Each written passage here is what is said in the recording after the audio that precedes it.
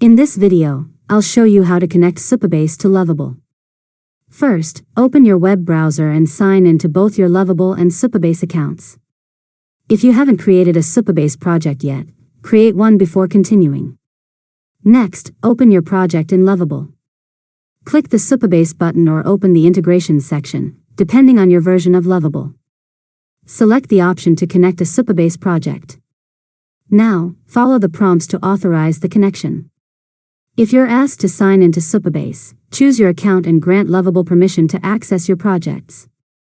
Then select the Supabase project you want to connect. After that, wait while Lovable links your project to Supabase. Once the connection is complete, you'll be able to use Supabase features such as the database, authentication, storage, and server functions directly from your Lovable project.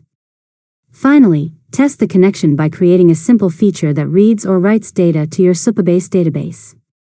If everything works correctly, your Lovable project is successfully connected and ready for development. And that's it.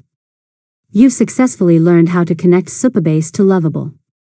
If you found this tutorial helpful, make sure to subscribe to Learn Mode Lab for more tutorials.